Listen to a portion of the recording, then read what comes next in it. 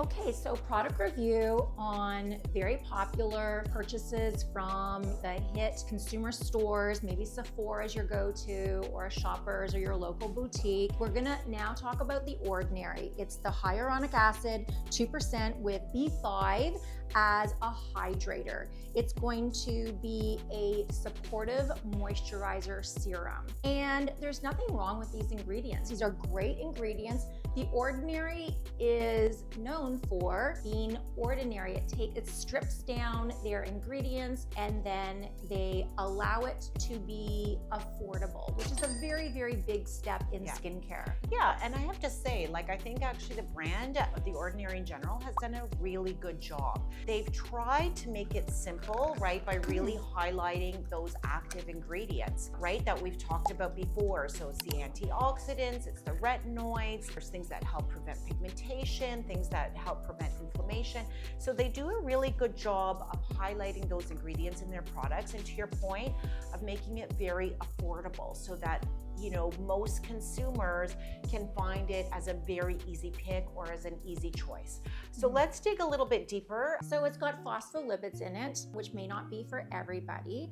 And I'm not a big fan of serums with droppers because I find that extra step of undoing the lid and dropping onto my fingers and then putting the lid back on very specifically just doesn't work with my headspace. So that's just me, and it might be other people. The other reason why droppers were created originally, I think 20 years ago, was because the serums came in an oil-based and you could drop all the little serums together, rub them together, and then apply them, or one layer after the other in an oil base, and then they wouldn't interfere with the penetration.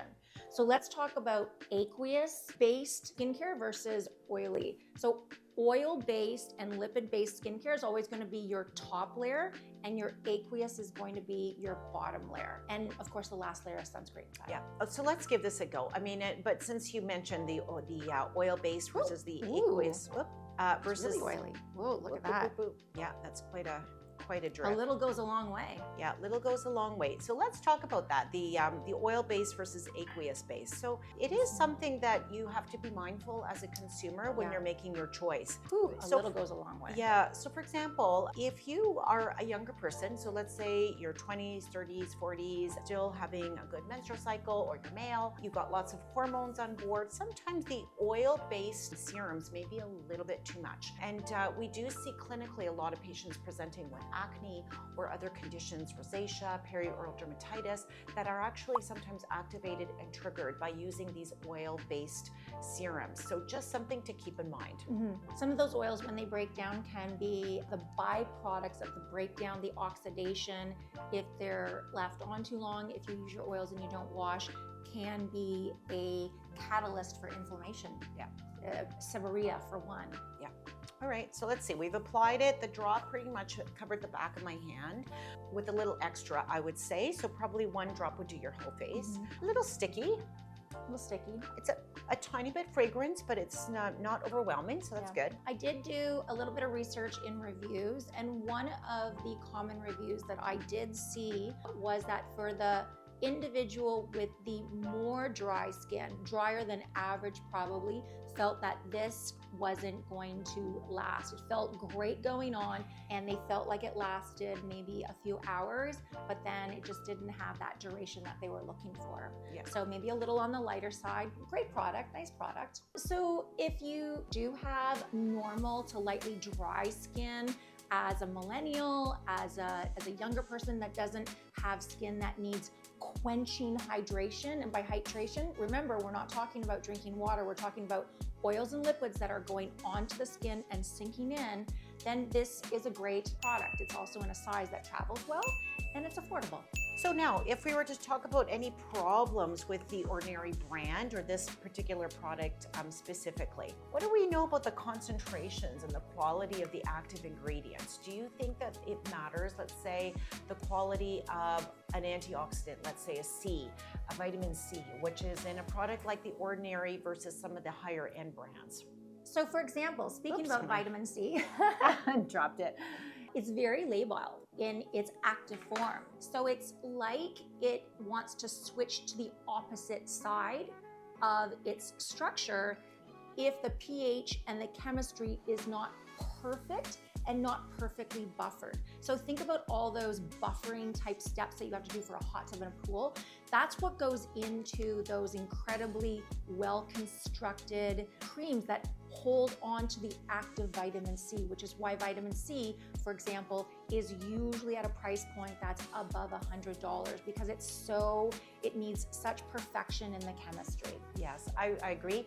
And it is a very important point because truly, I mean, you're going to go through the time and effort and energy, right? So you've invested in the product, you're investing your time, you're incorporating this into your routine. You want to know that let's say that antioxidant, that vitamin C is actually there and it's actually working, right? So if you imagine you're using something which has decomposed and it's not active, you're thinking you're doing an amazing thing. But then, you know, a year later, you find out actually all of that time, effort, energy was really for naught because the ingredient itself wasn't doing what it was supposed to be doing. And that's a good segue into an important point, which is what is the difference between a cosmeceutical brand skincare and a medical grade skincare. The medical grade skincare has a laboratory that is doing testing and retesting, quality control, really providing ingredients at a concentration that provide those actions and those endpoints that we're looking for. Exactly. So for us as dermatologists, what we're really looking for when we're evaluating products is what is the quality of the ingredient? How is it incorporated in the lab into the product to make sure it's active, not just when it's first made, but 6 months to a year later. And then most importantly, where are the clinical studies?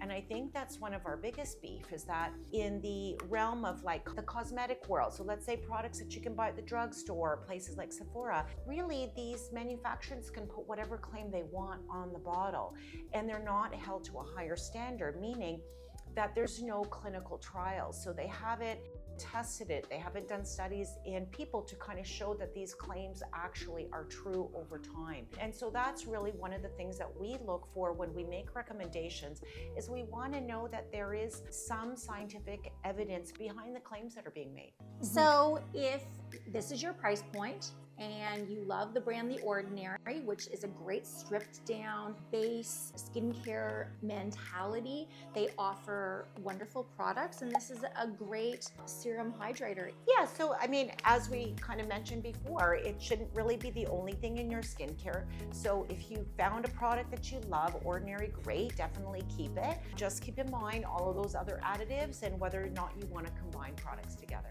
So if you have any other questions about The Ordinary or if you want to know what we use, please feel free to drop some questions or comments below. We'd love to hear your comments. Thanks everyone. I'm Dr. Elena Poulos. I'm Dr. Marnie Fisher.